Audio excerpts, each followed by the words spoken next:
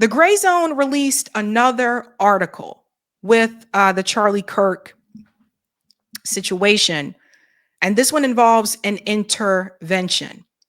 Apparently an intervention that was initiated by billionaire Bill Ackman, who I will get into a little bit more here. I already covered the story that the Gray Zone released, saying that Charlie Kirk refused donations from Benjamin Netanyahu. Already talked about that. This is the next article that comes after that. And Candace Owens actually chimes in as well to back up some of the things that are said in that Gray Zone article.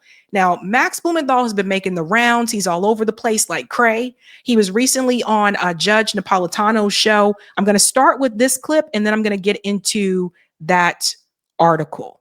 Following my September 12th report, which provided background about the pressure, the mounting pressure that Charlie Kirk was under from pro-Israel forces, from Netanyahu's cutouts in the United States, I gathered more details.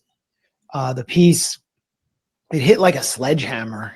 It really caused a lot of, I think it spoke for a lot of people, particularly within the conservative movement, which is changing among the youth on the question of Israel.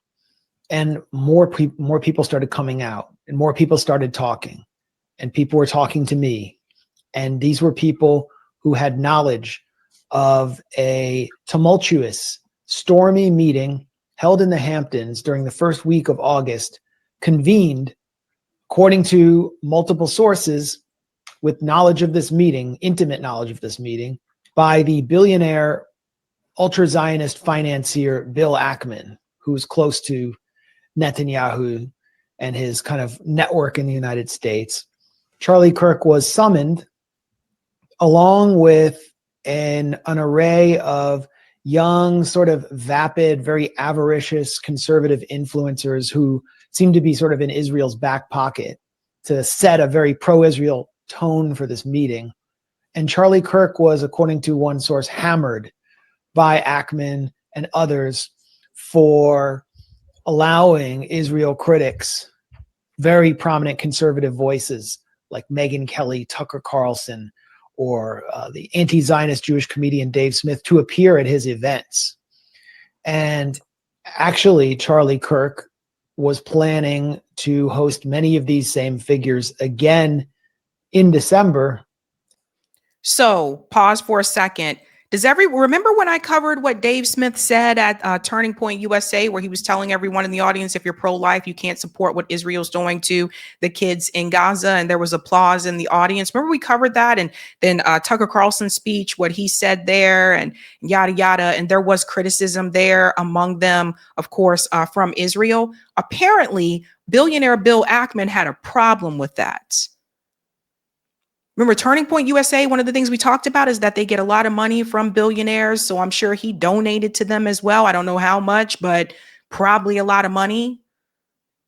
So that was a problem. And he sees it, okay, this is something that we have to fix. Let's continue. And he had just added to his TPUSA major, I think it's called America Fest in December, the premier critic of Israel in Congress. I didn't say Republican critic, I just said premier critic, because that's what she is now, Marjorie Taylor Greene, which really reflected his shifting views. And Ackman, according to multiple sources, had this meeting to basically bully Charlie Kirk into submission. Charlie Kirk walked away, according to one person, feeling like there was an attempt to blackmail him. He refused any offers of funding, and also refused the offer to travel to Israel and meet with Netanyahu, which Netanyahu disclosed in the immediate wake of Netanyahu's death. He talked about this letter, but he didn't say whether Charlie Kirk refused or accepted. I've learned since that he refused. So very interesting statement there from Max Blumenthal. After the death of Charlie Kirk, Netanyahu was on Fox News and said, I was just talking to him. I just invited him to Israel and da-da-da-da. But to Max's point, He didn't say that Charlie Kirk had agreed to come to Israel. Back to the Marjorie Taylor Greene point that he noted, apparently it sounds like Charlie Kirk wanted to bring her on board for the Turning Point or America Fest that was happening. And that apparently seems to be an issue because Marjorie Taylor Greene has been calling out AIPAC and is against funding going to Israel. She's been very, very vocal about that. So it seems like the key problematic figures that Bill in particular had a problem with was Tucker Carlson, comedian Dave Smith, and Marjorie Taylor Greene. Charlie Kirk allowing them to have a voice at Turning Point USA. And I'm going to drop another name that Bill may not have mentioned, but I'm thinking about it now. Remember when Charlie Kirk had that conversation with Cenk Uygur from TYT, and he invited Cenk to come to one of those conferences? I forget which one it was. Might have been one of the, I forget what it was, and he had that conversation with him and they were talking about like, oh, this is what I want and this is what you want, but it wasn't like a yelling match. I start to wonder about that too, if that was also an issue. But the article that just came out now from the Gray Zone, from Max Blumenthal, this guy here on the right, his name is Bill Ackman, again, billionaire. I'm going to tell you a little bit more about him in just a second. Billionaire Bill Ackman convened stormy Israel intervention with Charlie Kirk, sources say. So listen to this, guys. A month before Charlie Kirk's killing, billionaire pro-Israel money man Bill Ackman arranged an intervention in the Hamptons, during which sources say he and others hammered Charlie Kirk for conservative leaders' growing criticism of Israeli influence in Washington. Kirk came away fretting about Israeli blackmail, sources say, as he contemplated a Catholic conversion. So let's get into this a little bit more. Blackmail, does that sound familiar? Does the blackmail sound familiar? So here is the tweet from Bill Ackman. I feel incredibly privileged to have spent a day and shared a meal with Charlie Kirk this summer. He was a giant of a man. And apparently this date, September 11th, corresponds, I guess, with that timing. So you have a tweet here from Bill Ackman, which lets you know that he did have lunch with them. He'll probably try to delete that soon. Moving on here. It says that since publishing the report, oh, sorry, I went down too far. Okay, there we go. Since publishing the report, the Gray Zone has learned from one attendee of the Hamptons event that Ackman convened the influencers under the auspices of a discussion about Zoran Mandami and the supposed threat he posed to the West if elected mayor of New York. Now, Bill Ackman also has been speaking out against Zoran Mandami. He also said he'll throw money at anybody to get him out of the race. That's what Bill does. He throws money. And I could see why they would believe that, because he was very vocal against him at that point in time. It goes on to say here, but the meeting went off the rails when Ackman personally confronted Kirk about his views on Israel. The public face of UK Lawyers for Israel, Natasha Hausdorff, joined in the argument and began screaming at Charlie Kirk, according to the attendee.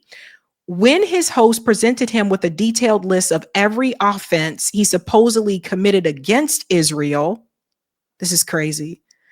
Kirk was horrified, said one person. Ackman also allegedly demanded Kirk rescind his invitation for Tucker Carlson to speak at his upcoming America Fest 2025 in December. Tucker Carlson has been one of the more prominent voices on the right that has been speaking out against like giving money to Israel and the obsession that our government seems to have with Israel, because he said, I live in America. Why are we doing all this stuff for a foreign country? And Tucker Carlson has a very large platform. So I can see why they would have said, don't let him come. Plus, he was already at the Turning Point USA conference and he spoke there. And that speech actually went kind of viral. There were even some parts where he had some agreement on the left in that speech. The whole thing was a disaster, said the attendee. The Gray Zone reported on September 12, citing a longtime associate of Kirk, that Netanyahu had offered to organize a massive infusion of pro-Israel money into TPUSA, and that Kirk refused. Another longtime friend of Kirk has told the Gray Zone that the conservative activist also rejected an offer Netanyahu delivered 2 weeks before his death to meet with him in Jerusalem. Kirk, according to one person with inside knowledge of the meeting with Ackman, said he left feeling as though he had been subjected to blackmail. That's important, especially when we're talking about Bill Ackman, because where else have we heard about the blackmail? Epstein. What does that have to do with Bill Ackman? You're going to find out if you don't know about that already. Here we go again with the blackmail. If you don't do this, I'm going to da-da-da-da-da-da. People are going to find out about blah, blah, blah, right? More blackmail. And I believe this is what's been going on with a lot of people. I believe that Israel has been doing this to American politicians, and that's why more of them are not speaking up about these Epstein files. I think there's a lot of people in powerful and political positions in this country that are actively being blackmailed by Israel, by the Mossad. Just keeping it real with you. Let's continue on here. In a series of text messages with the Gray Zone, Bill Ackman described these account of his meeting with Kirk as totally false. He pledged to release a public statement providing his own account of the event, but refused the Gray Zone's request for clarification or further details. He would not accept phone calls from this reporter. So for those who are wondering, they did reach out to Bill Ackman, and apparently it seems like they have text messages, so they have proof just in case he says nobody contacted him. I think I can easily put this to bed, Ackman promised. I have receipts, as they say. He did not abide when asked to provide the so-called receipts. This is another trick that is often done. I have receipts, but then they don't actually provide anything. We all know this trick, right? So going further, in an apparent bid to reinforce the pro-Israel tone at the Hamptons meeting, Ackman hosted a pro-Israel operatives and conservative influencers at the off-the-record engagement. One was Instagram influencer Xavier DeRusso of PragerU. That guy, I remember him. Reached by phone by the Gray Zone, DeRusso sounded flustered when asked about his presence at the meeting. He repeatedly demanded to know how this reporter obtained his number and eventually hung up, refusing to answer questions about the event.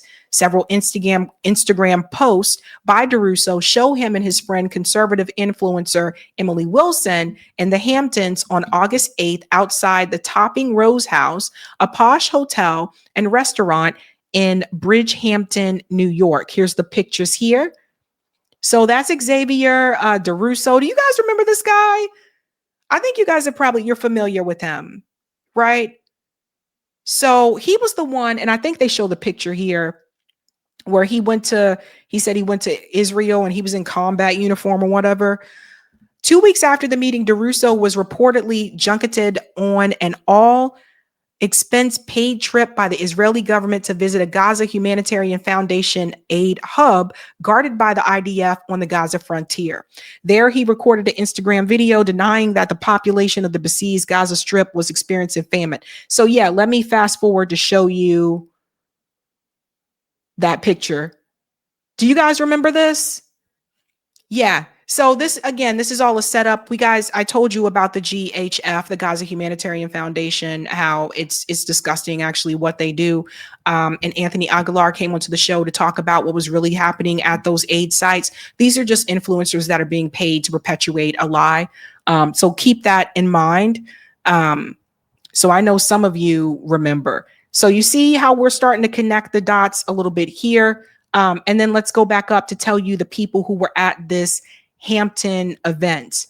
So at this event, Seth Dillon, he's the CEO of Babylon Bee. Xavier DeRusso, who I just mentioned, who's employed by PragerU, and supposedly I'm in combat gear here, hanging out with, look, nobody's starving. Emily Wilson, aka Emily Saves America. She's a LA-based self-described libertarian podcaster and social media influencer with over 500,000 followers on Instagram. So Oh yeah, I forgot about this. On September 9th, she recalled on Twitter how a huge black guy robbed her when she was 13. I remember that. Aaron Wexler is a former Goldman Sachs trader seeking cachet in the world of online influencers, also a Zionist. Natasha Hausdorff, the legal director of Zionist advocacy group UK Lawyers for Israel. Nate Friedman, young ultra Zionist influencer in New York. He's one of the ones that confronts Palestinian activists. Ori Renat is the former special media advisor to Jared Kushner. And CJ Pearson, who is the chair of the Republican National Committee's Youth Advisory Council. So you can see them here. So it says that is CJ on the left. That's Emily, and that's Xavier. And we don't know who this dude is here on the right, right? So you see how people will just sell out for money. So Bill Ackman. So they are saying that they talked about the phone calls that Charlie Kirk was experiencing and the pressure that he was getting, etc. And then I think we're going to get to the Candace clip next, because I want you guys to read that article on your own time. So the gray zone has been just on it. And let's go a little bit forward. If you are not aware of who Bill Ackman is, I should probably should we look at the poll now, Eric? We should probably look at the poll now, because people might change their answers after I tell. I just thought about that. Okay, are you familiar with Bill Ackman? 44% said yes, 35% said no, Bill who, and 22% said not sure, but sounds familiar. 2,720 votes. Okay, let's get into who Bill Ackman actually is. The first time I heard of Bill Ackman was when he was creating this pressure campaign for the president of Harvard University at that time, Claudine Gray, to resign because of the pro-Palestinian protests that were happening at Harvard. Bill Ackman is an alum of Harvard. From what I understand, his daughter also went to Harvard, and he has donated a lot of money to Harvard University, from what I understand. He was the one who initiated the letter calling on the administration at Harvard to fire Claudine Gray, for her to get her out of the way, because the students were chanting from the river to the sea, etc. I don't know if everybody remembers this, but that was orchestrated by him. And it was later reported that his own wife had been called out for plagiarism in her MIT dissertation. So when he called on the administration to remove Claudine Gray because of the protest and that didn't happen, he then proceeded to somehow, all of a sudden, there was this expose that Claudine Gray plagiarized her thesis, her dissertation. So then after that, there was shame, of course, from the Harvard community, some in the Harvard community, not all, but obviously that puts a target on your back and it makes you look some kind of way if you're the president of the university and they're saying that you plagiarized your thesis.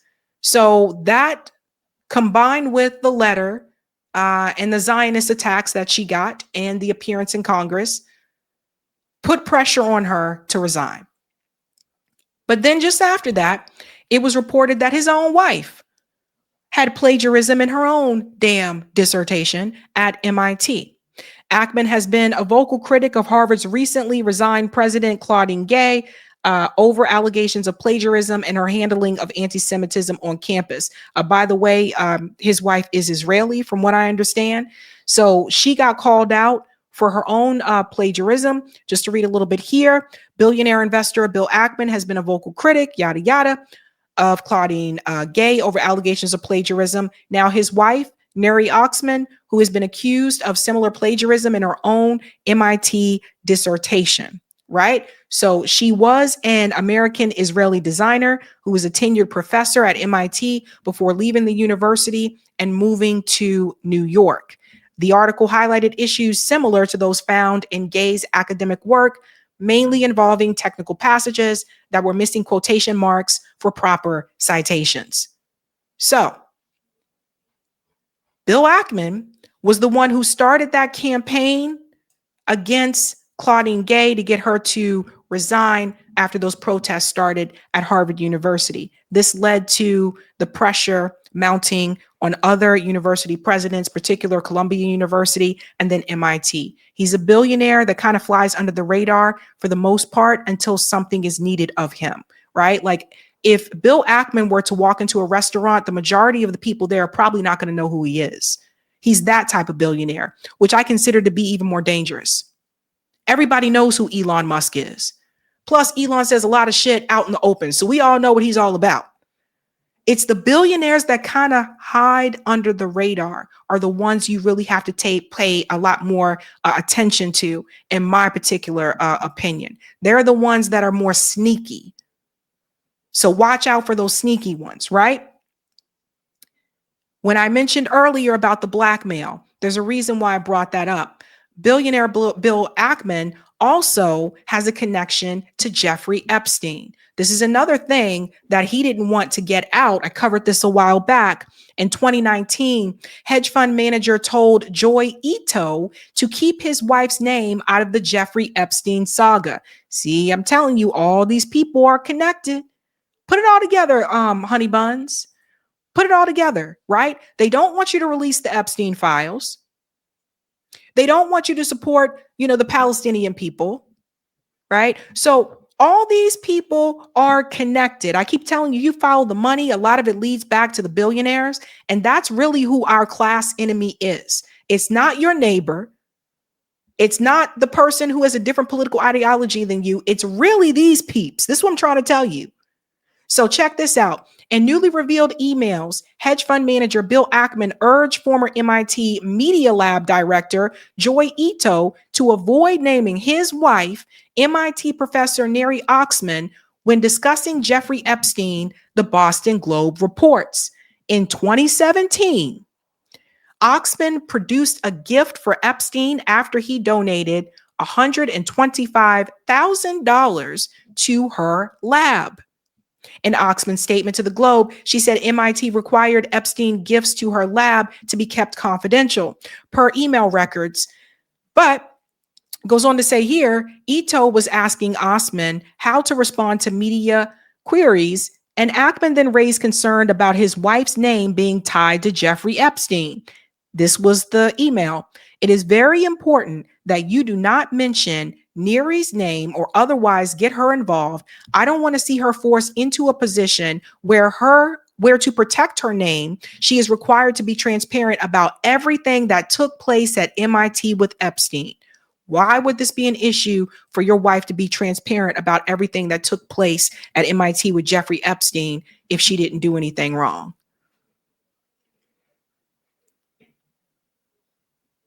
Bill Ackman, again, like I said, billionaire, kind of quiet, but very dangerous and very powerful. And right now, he's feeling a little bit under pressure because of this information that has been reported, the article from the Gray Zone, plus what Candace is saying here, which you also are going to hear as well. So do not sleep on Bill Ackman. I swear to God, this guy's like herpes. It's like he disappears for a while and then he just pops back up again out of the blue when apparently people need him to do something for Israel or for him to throw money at a cause or something. And he has been known to donate money to Republicans and to Democrats. He don't give a damn. He just trying to get an agenda accomplished. So Candace went on to respond about this. She's going to play this part here that Charlie said on Meg Kelly's podcast. We're going to play that. And then we're going to get to the part where she talks about where she's in agreement with what is said in that Gray Zone article and also some things about Bill Ackman. I'm an American citizen. Yes, I want Israel to win. Yes, I'm a Christian. But the sum of the mess, and you've seen how I've been treated, Megan, by some, not all, by some. No, it's very irritating. It's been so unfair. They were coming after you after Turning Point for, among other things, that you had Dave Smith there. Dave Smith is allowed to criticize Israel. You had both sides. The Israeli side was overrepresented. No, you're not allowed to. It's even worse than that. Again, I just want to repeat for the fifth time. I love Israel. I want Israel to win. But my moral character is now being put into question, Megan. Not my decisions, not like, hey, are you doing this? Is it smart or is it dumb? But no, I am a bad person if I do this. And I could go, you saw it, Megan. It was trending on Twitter, thousands of tweets and text messages. And if I were to be charitable and generous, I will say the people that are attacking me are in a hyper paranoid state because they're at war, and war tends to make things black and white, and you're a hammer looking for a nail. So I'm trying to be charitable, Megan. Literally, I'm trying to cut as much slack as I can, right? Like, okay, what would it be like if all of a sudden I'm starting to see a pattern of behavior similar to what my grandparents saw in 1930s Germany online? How would I behave? So that's like my charitable kind of overcompensation spirit. At the same time, I'm like, but it's not defensible to be dumb, right? No, it's not defensible to be dumb. And he was under an increasing amount of pressure, not just people telling him, oh, well, I'm upset with who you're inviting, but flat out telling him that he was not allowed to invite certain people to his events. Telling him he couldn't invite certain people to his events, right? So again, this is the problem with the money. When someone comes to you and they say, I want to donate money to your project, your organization, I want to donate money to your brand, I want to invest in you. When someone chooses to make an investment, they are doing so assuring themselves that there is something in it for them. It's very rarely that someone's just going to come up to you and say, I'm going to give this money to you and you just do whatever the hell you want. No, they want something in return. It is an investment. So when these billionaires approach these influencers, when they approach these politicians, when they donate all this money, they want something in return. And it sounds like to me that there seemed to be some type of a Zionist billionaire hold on Turning Point USA. And what they really wanted to do is to make Turning Point USA not just this conservative organization, but they really wanted it to be this pro-Israel organization. It seemed like they really wanted Charlie Kirk to get out there and get young people passionate about Israel. They start at a young age. Don't forget, I told you about what happened with Cory Booker and the rest of them that have been recruited by AIPAC. They start recruiting people in high school. People say college, they start coming after them in high school. So they were starting pretty early. Let's get into the rest of this that Candace said here. Bibi Netanyahu in that phone call, what took place was a couple of weeks ago before Charlie lost his life. Charlie was in the Hamptons and he had more than one event, but he had essentially what was staged, an intervention was staged by Bill Ackman, because Charlie's rational thoughts about Israel were a no-no. This is not the route that you should be going on. And Charlie was surrounded by his friends, his quote unquote friends. Bill Ackman was very upset and threats were made. That is what I am told. And I will tell you that I am very happy for Bill Ackman to dispute this narrative. In fact, he was asked to dispute this narrative. Max Blumenthal went out to him today, and Bill Ackman came back and said, I have receipts I can show you. And he did not provide the receipts. So let me just say something here. Did everybody hear what she said about there were threats that were made? Threats. I mean, this is not looking good for Bill. Whether you believe that this involves, like his death involves Israel, Mossad or not, whether you believe that or not, this don't look good for Bill. Not at all. And he has not had a good past 3 years when it comes to the public eye and all the things I just kind of laid down out there for you. Doesn't sound good. He says he has receipts. We don't see any receipts. This is not how it went down. I know it went down this way. I'm waiting for one of them to go on record and to say that it didn't go down this way. It was at this time that Bibi Netanyahu was called and Charlie was invited to Israel. This was an under duress situation, I would say, because I've been in these situations before.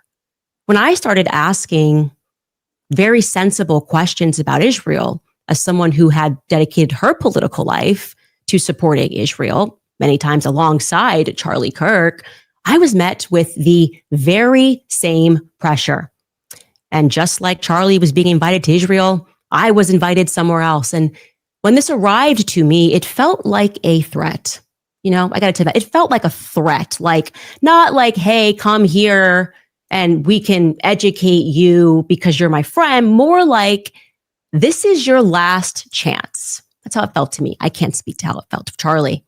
And I know that Charlie was offered a ton of money in this moment. A ton of money. Bibi would fund it, you know, spend tons of money. And Turning Point, I guess, if it needed to go to a higher level, would have gone to an even higher level than it already was at. And I know for a fact that Charlie denied that funding. That Charlie denied, and what Bibi didn't include there, he declined to go to Israel for, I would describe this as like, you know, re-education camp. You know, we've seen it. You made an uh-oh, but we can help you. You know, oh, and this is just not good. This is not, I'm telling you, this isn't good for Benjamin Netanyahu. This isn't good for Bill Ackman. Of course, didn't I tell you guys it was very weird to me that right after Charlie Kirk died, Benjamin Netanyahu shows up on corporate media and goes, Israel did not do this. I got this letter here from Charlie Kirk. Oh, we invited him to Israel. He was supposed to come out here. We're like, what are you doing? This was so weird. It was just bizarre behavior. And now you're starting to hear more information is coming out. So apparently, according to Candace and according to the article in the Gray Zone, Charlie Kirk was not going to take that trip. So what's really going on?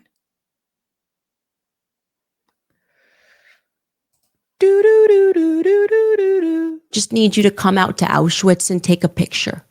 Yeah. We just need you to come to the Holocaust Museum and take a photo. We just need you to go to Israel and we can make this better. Charlie said no to Bibi. Okay. Bill Ackman, if you would like to dispute that, I would love to hear what you say happened.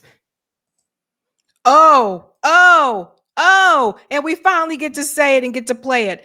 Let's see how Bill Ackman feels under pressure.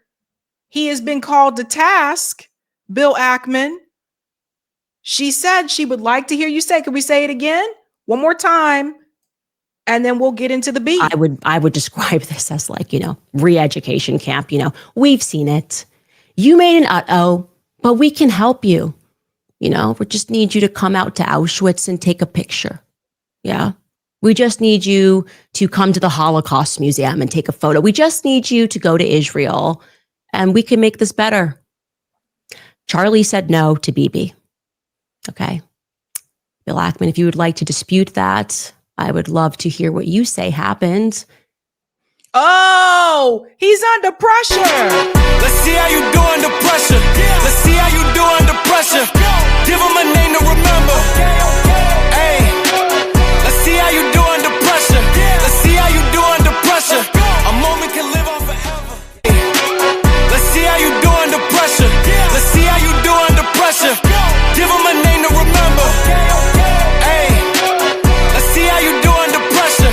Let's see how you do under pressure. A moment can live on forever. Let's see how you do under pressure, Bill. Let's see how you do under pressure. Because our sources and what we have, it's solid. Okay. There were conversations that took place, messages that were sent at that time, and they are solid. So I decided another person that was there, and I am not surprised this person was there. If you've been listening to my show, Seth Dillon, I was going to go to Seth Dillon, and I decided to message him last night about this Hamptons meeting. And Seth Dillon, who is normally very quick with a response, has not yet been able to respond. I'll show you this text message chain. And I want to be clear, I am not someone who normally publicizes text messages. But my friend was shot in the neck. And I'm just not really in the state right now to be polite when it comes to the answers that I am demanding. Okay. This is me out to Seth Dillon last night. I sent him Bill Ackman's tweets because, he tweeted, I feel incredibly privileged to have spent a day and shared a meal with Charlie Kirk this summer. He was a giant of a man. I said, any comment on this one, Seth? He didn't answer last night. This morning I said, need a comment ASAP, please. He didn't answer. Then I followed that up and I said, trying again here, you were present when Ackman lost his mind on Charlie and when Bibi invited him to Israel and Charlie refused. Text messages immediately following this meeting are circulating. I find Ackman's statement, as though the meeting was somehow cordial, to be incredibly disturbing. Are you at all disturbed by that tweet? Do you feel, as I do, that this tweet significantly betrays the defined purpose and mood of his, and I presume your, final meeting with Charlie Kirk? ? He was unable to speak to me, but he did place some frantic calls to Turning Point USA. Yeah. You see, I went out to Seth, but I also went out to two other people who were at this meeting, and nobody is willing to go on record. They're all messaging each other, trying to figure out a coordinated response to say that, no, this was all quite cordial, but no one wants to go on record and describe it as cordial because they know someone's leaking, because someone's got a guilty conscience about what happened at the Hamptons. So I will again put it out there, Seth, Bill Ackman, and to the other individuals who I have not yet named, but who are going to be named later this week. We're at the Hamptons when Charlie was put under pressure, when Bibi Netanyahu called him and invited him to Israel, again, in a move that when it happened to me, and it wasn't Bibi Netanyahu, felt to me like a laced threat. I am inviting you guys, I will give you my platform, actually, to come clear matters up, to tell us what really happened. Because, I think Charlie was definitely on the brink of changing some of his perspectives. And I can tell you factually, Charlie was praying the rosary. Charlie was going to mass. One of my last conversations with Charlie was me joking with him saying, just make the last step. Okay. You are, I said specifically, you're too smart to be a Protestant. Just take the last step, Charlie. He says, ha ha. You're speaking about Mary. And typically when those steps start taking place, you stop referring to yourself, as I did, as a Judeo-Christian. Oh, buddy. I told you it's all coming out. So Bill Ackman, Seth Dillon, it seems like Candace is giving you an invitation to even come onto her platform to have this conversation. And of course, I don't think Bill Ackman's going to do that, but they can't say they didn't get an opportunity to say what they wanted to say. Now, to be fair, this gentleman here, Andrew Colvett, he said, I have been asked about the Bill Ackman event more than a few times now. So I asked our staff who were traveling with Charlie to find out what's true and what's not. His team was with him 100% of the time when he wasn't in his hotel room. Here's what they told me. Bill never yelled at Charlie, never pressed him on Bibi, never gave him a list of Charlie's offenses against Israel. There was concern raised about having Tucker at SAS. We don't believe this came from Bill. And Charlie's reply was, honestly, people telling me not to have Tucker makes me want to have Tucker, and I'm going to lock him in for AmFest 2. Charlie personally told me he had a very cordial relationship with Bill and the event was productive. Those are the facts. So I think it's fair to give both sides there, but more people are saying the opposite of what Andrew Colvett is saying here. And I think Andrew might be coming in there to do some type of damage control. But Bill, it does not look good for you. It doesn't look good for Seth Dillon. Sounds like Charlie Kirk may have been exploring the opportunity of Catholicism, which is different from the other denominations in Christianity. It is different. And so that also could have been, a deal breaker. You never know. But I got to say it with this, and then we will head into the call-in portion. Bill has been summoned. Bill Ackman, you have been summoned by Max Blumenthal from the Gray Zone. You have been summoned by Candace Owens. She's inviting you to come onto her podcast and tell your side of the story. Bill Ackman, you say you have these receipts that you have not yet produced. And right now, things do not look good for Bill. Bill, who's friends with Jeffrey Epstein, and his wife had donations from Jeffrey Epstein. Bill, who got a university president at Harvard University to leave her position after implementing immense pressure on her to do so through this whole plagiarism thing. Bill, again, who's one of those more quiet billionaires, but the quiet ones are always the sneaky ones. And so now, Bill, you are under pressure. Hey guys, this was a Sabby clip. If you like what you saw, hit that like button and subscribe.